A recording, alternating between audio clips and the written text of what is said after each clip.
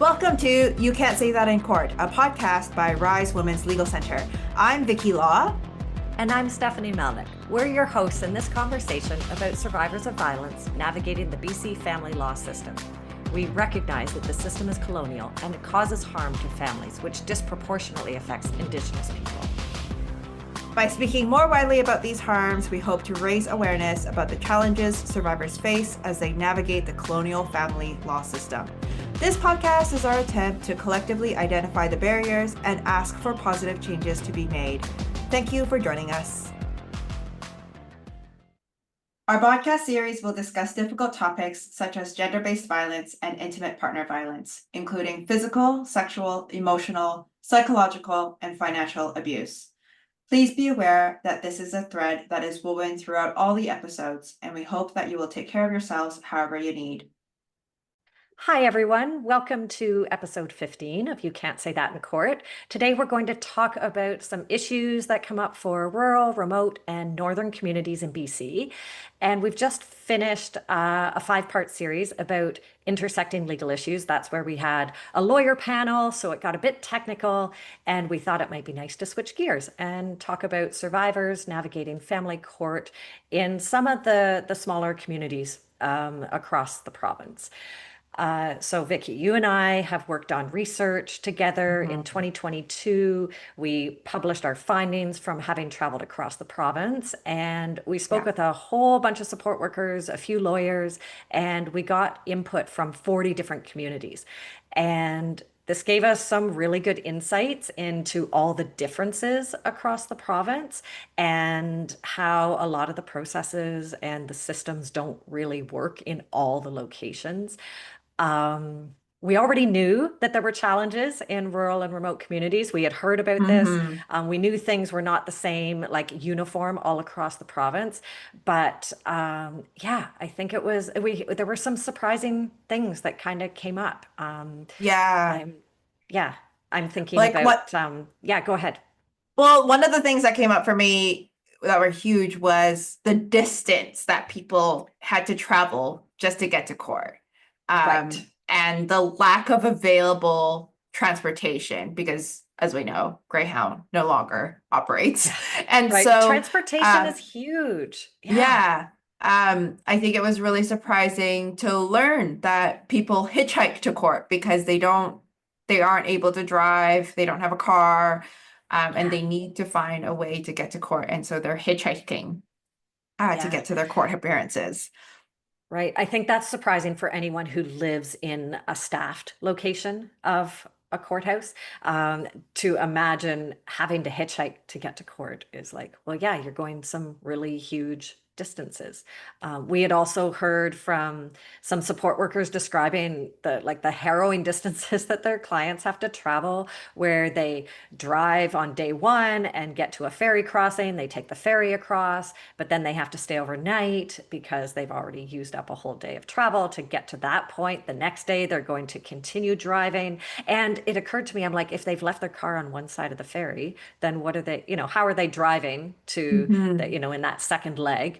And yeah, then the adjournment thing is a whole other thing. But they might get to court on that second day, and then the matter is adjourned for any number of reasons. And then they have to reverse that whole travel all the way back again, having taken the time off, the transportation challenge, I think, pulls in a lot of other issues, but limited public transit and just the great distances, as you mentioned, are huge, huge. Yeah, there's a huge cost associated with that leg of the travel, right? Where they have to drive, take the ferry, stay overnight, which means accommodation costs. And it's Yeah. probably a minimum 2 nights because you can't do all that travel in one day. So you Right. gotta drive the day before court, go to court on day 2, and then leave Yeah. on day 3, Right. which is a And lot of time away from yeah. work. And I was going to say you can't take your kids with you into the courtroom either. No. So there's a childcare component, whether you've left your kids at home with someone or the childcare provider, or you've brought them part of the way, whatever it is, like that whole piece is a huge logistical Yeah. nightmare also. Yeah. It's got to be super stressful. Like it has to Yeah, be so hard to then finally show up in court and be able to focus on what that matter is that day. Yeah. yeah. And then let's put weather into this Oh, yeah. mixture Right. because in most places of BC, there is a lot of snow for the majority of the year, or at least, 4 to 5 months. Hmm. And snow is not cleared on a Right. regular basis, as far as I know, or at least early enough for the roads to be safe for there to be driving, for people to drive before they can get to their 9 a.m. court appearance. Right. Yeah, I know living in the interior of the province surrounded by mountains, I'm always plugged into the weather forecast because whether it's, for having to catch a flight out of an airport or, going to court, whatever it is, you always have to be aware of whether there's a storm coming. And then if there is a snowstorm coming, then how are you going to adjust your travel plans? Do you leave the day before? Or, because you have to show up to court at 9 a.m. the next day. And yeah, Hmm. if the roads are completely blocked and the snow hasn't been cleared yet, then that's a huge barrier being able to get to court. Yeah. And it's easy for someone like me to say, oh, it's, Vancouver, the city shuts down when Hmm. it snows. Right. But I don't think that's the case for the majority of the province. They're not able to shut down because it snows often. Right. Yeah, absolutely. But even Vancouver is a good example of if there's some snow, then public transit might not run. And that might be the Yeah. transportation plan for the day if someone's trying to get to court. So, I mean, weather is absolutely a huge factor. But I think it's especially true if it's in one of the more remote parts of the province, where the weather does tend to be more extreme, or you have to travel longer distances because you're going to a circuit court location. Yeah. That makes it a lot harder. Yeah. Yeah, you talked about adjournments and court. And so again, for us city folks, court is there. There's a building, it's open Monday to Hmm. Friday. I'm able to go in when I need to. But that's not the case for a lot of the courthouses across the province because they're called circuit courts. They might only be open once or twice a month. And even some of the locations, they're only open 4 times a year. So Right. when someone has a court appearance in one of these locations, you take the 3-day travel, go to court, and court is adjourned, meaning it's pushed Yeah. back to another time.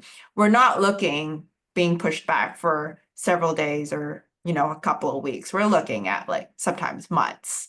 Months, exactly. And so not only is the family law matter sometimes quite urgent being pushed back for months, Hmm. people have taken the time away to get there, the cost to get there. And if people have a lawyer, they're most likely paying for their lawyer's transportation as well. Right. So all of these are adds up. The cost adds up, and um, the challenges and the barriers to get to a family law resolution uh, is compounds. Yeah, it compounds and it puts a lot of pressure on the person going to court who's trying to seek some kind of resolution, right? There's a lot of pressure if the Hmm. result or the consequences are that the whole thing might be pushed by 3 months or longer, then the pressure to actually make it to court in spite of a snowstorm or in spite of childcare issues or in spite of potentially losing your job because you have to take time off, whatever it is, that pressure just keeps getting higher and higher. Yeah, Yeah, if it's a factor of safety, for example, like a protection order application, then the pressure is huge to make sure that hearing goes forward that day. Because if someone is not getting protection order heard, then they're not getting immediate safety, right? yeah. It kind of defeats the purpose of protection orders. Yeah. And speaking of, courts that aren't there all the time, I'm also thinking of like the SI schedule for Oh the yeah. the superior level. I think we talked about it with Melissa and Stephanie Hmm. Hodgson as well, where folks have to block off a week or two of their schedule. There isn't an exact date given, and you just have to wait until that Hmm. week to learn when the court matter is going to be heard, and which creates a lot of difficulties for lawyers and unrepresented or litigants in general to Right. Yeah. schedule their week. with Right. childcare, with accommodations, with travel, etc. Yeah. And It makes it, employment. Yeah. yeah, Like talking to your workplace to say, I may or may not need these 2 weeks off. Like that's a huge ask, especially if someone's in a precarious employment situation where they can be easily replaced or whatever it might be. Yeah. yeah, yeah. So that just reminded me about that. Yeah, that's a And huge barrier. yeah. I would not want to practice it. That I've never had to do that. So Oh, is that that was a right? huge, Oh, yeah, I've okay. I've only practiced in the city, so I Right. don't go to assize courts. Right, right, But right. hearing that from my colleagues who have practiced it, or also from like clients who are in those locations, Right. it's a huge logistical nightmare, I would Right. imagine. Is it only circuit courts that use the assize system?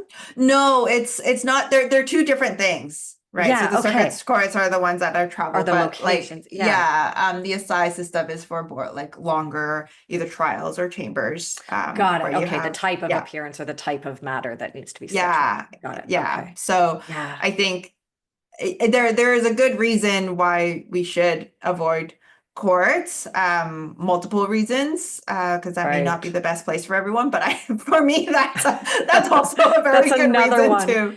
Yeah. No kidding. Yeah. Well, Um, and so what occurred to me when I'm thinking about circuit court locations as well is that the registry, the local registry, is not normally in a circuit location, right? It's a staffed yeah. location. So that even if the courts will come to a closer community on a circuit, if documents need filing or there's something Hmm. specific that needs to be done at a registry, that might be a town that's like 1 to 4 to 20 hours away from where the person resides. And Hmm. so they then have to take a day off work just to file something with the registry, just to drop Yeah. off a binder or whatever it might be.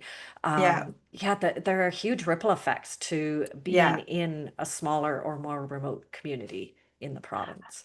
I think that's one of the benefits of COVID is that it allowed courts to be more virtual Yeah, and online and use the technology that we have so people can file documents right, electronically. And there's, in our report, we talked about the various barriers and challenges about some of those methods and approaches to file documents electronically. But it right. COVID has, opened that world up Hmm. to the legal system. And I think that has been a huge time saver and cost saving for many people. Yeah, and you know what might be the difference between engaging in the system at all or just walking away from entitlements Right. or from, court remedies, like legal remedies. Because if someone really had to take 2 days off just to file a document, then that would be a big enough barrier that they'd say, I'm not going to bother. Yeah, that's definitely a silver lining of COVID and the courts recognizing that they can be.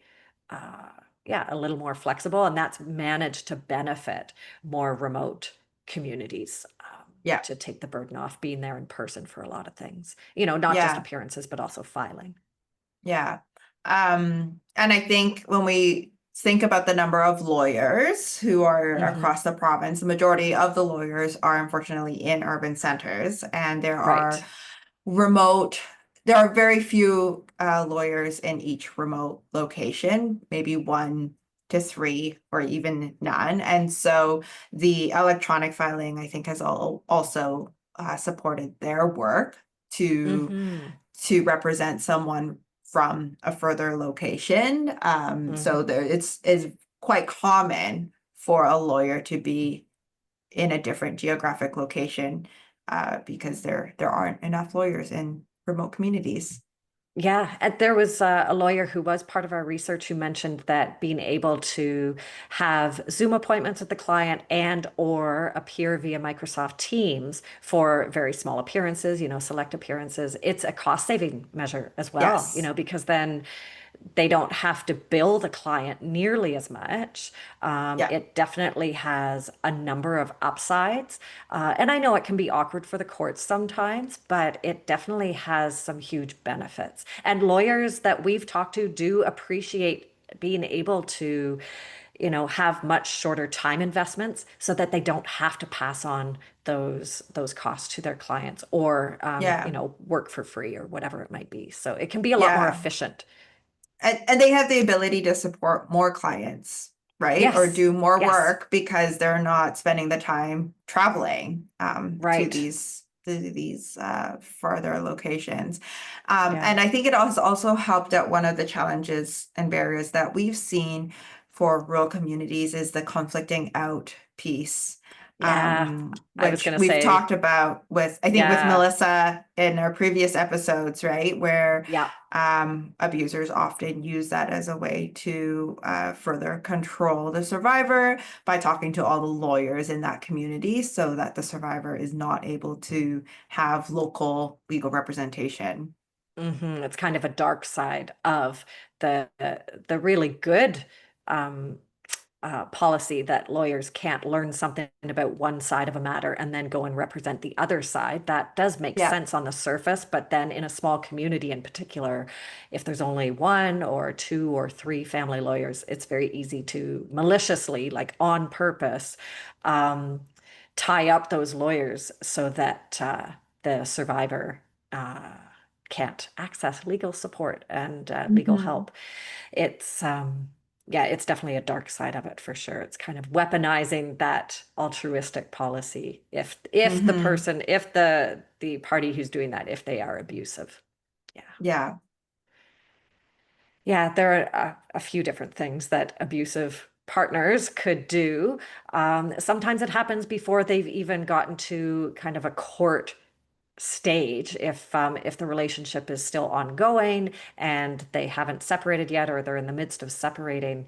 There are additional barriers and issues for clients and court users, survivors who are in smaller communities or even in the rural area outside of towns. We heard about this from some of the communities and the support workers we spoke with, that it's almost like a strategic tactic that an abusive person might use is to move their family into a rural and more remote area. It just allows them to keep tabs on what's happening with the family more easily. They can really isolate the survivor so that survivor can't access services or supports.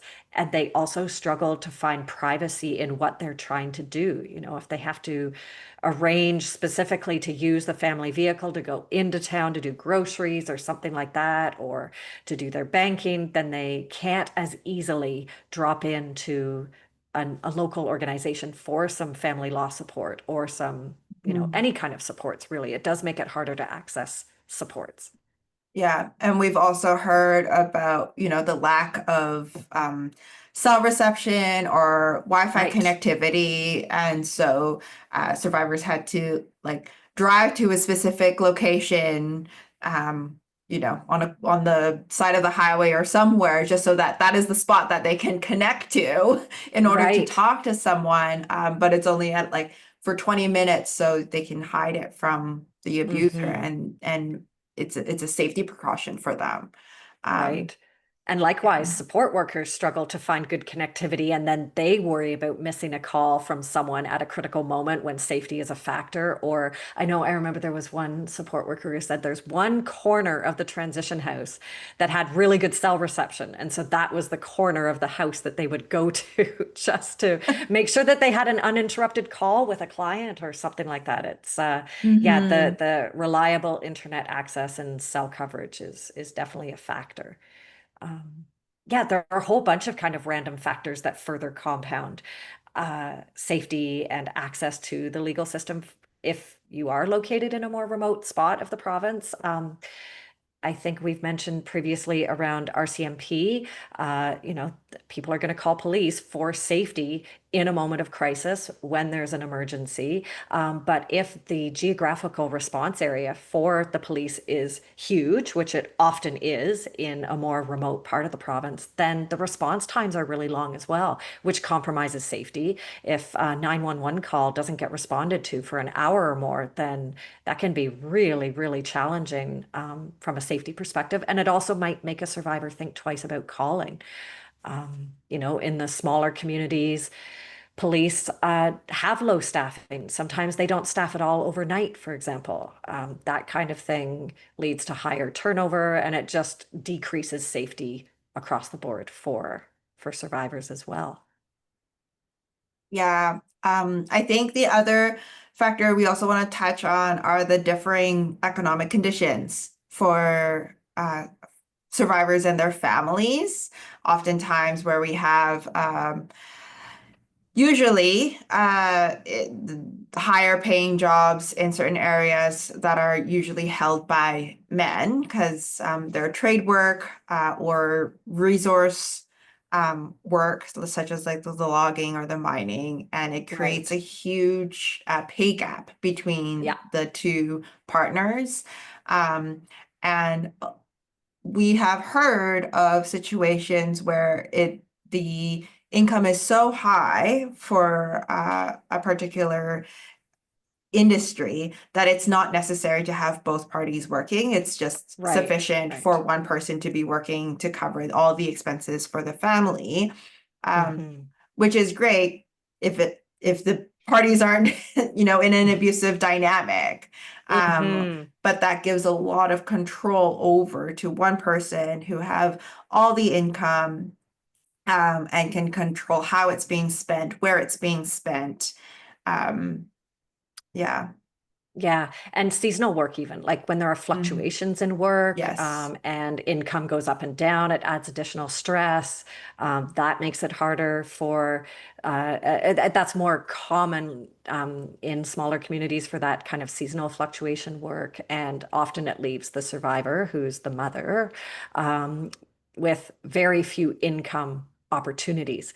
And yeah, there was a piece that we kind of noticed, like a common parallel between two different communities, which one Mhm. was resource based, had a lot of logging, some oil and gas, and then the other one was tourism based economy, where people were relocating to, for outdoor pursuits like skiing, biking, whatever it is. And the resource based community was really drawing couples and families because of the high paying jobs. It was creating the same challenges if there was violence in the relationship, having the survivor left with most of the childcare, the household duties, and maybe only options being a low paying job or no work because her partner was earning so much more.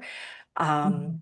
yeah, it just compounds all of the other issues if the relationship dissolves and they need to navigate the family law system. Then the survivor is left without family supports, without friends around, without employment Mhm. opportunities, and it leaves the potentially abusive party with a lot of options because they tend to have control over the money. It's Yeah, there's two things that come up for like one for seasonal work that I can think of is, yeah, if someone's working seasonally, that means they might be home a lot more during certain months of the year, and that also right. increases, the safety risks and the challenges of separating an abusive relationship.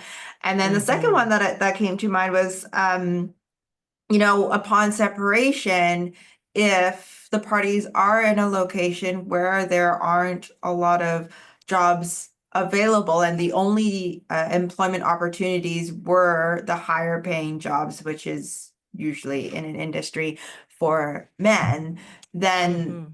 there's a continued dependency on the mothers and the children and relying on the abusive partner to provide Right. financially post separation. And that also increases safety concerns and risks.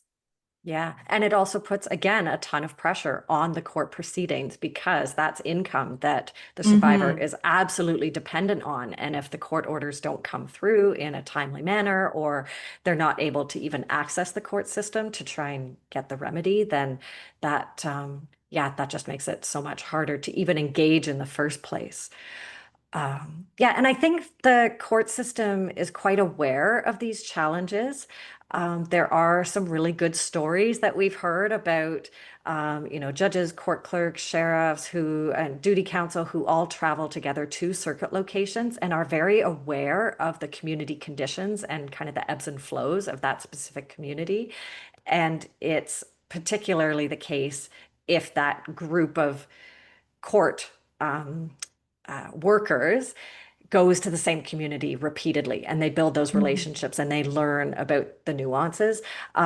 It's very helpful if they have those relationships because in some locations, the courts just still expect everything to unfold as if it's really easy to get to court on time, or that court users have received all the legal advice they need, even if there aren't any family lawyers available, or that they filed everything properly, that all of those expectations still exist kind of baked into the system. So I think there's been some awareness by the courts that people are representing themselves, for example, because they don't have options instead of seeing that as somehow like a choice. But all of these other elements they still need to be in place for court to unfold properly, even if we have a really great group of circuit court folks who understand the community challenges. Yeah, I think it's just really good to bring awareness to all of those things so that we can maybe help with the systemic change, that underlying structural piece that is ultimately getting in the way of people accessing the court system. Which is going back to one of our original points is collaboration and working together to support survivors. Yeah, absolutely. So we have referenced some of our research in this episode. We'll make sure that we include a link in the episode description so that if anyone's interested in reading more about what we found from across the province, we can include that. And some of the research was also learning a lot about what support workers do. Support workers in this province are covering off a lot of gaps in the legal system. They're amazing. We're going to talk about them more in our next episode. So I think for today, we'll leave it there and we'll talk to you again next time. Thanks for joining. Everything that we have said today is not legal advice. If you or someone you know needs legal advice, please consult with a lawyer. We want to acknowledge that this podcast would not be possible without the generous contribution by Women and Gender Equality Canada, Femmes et Égalité des Genres Canada,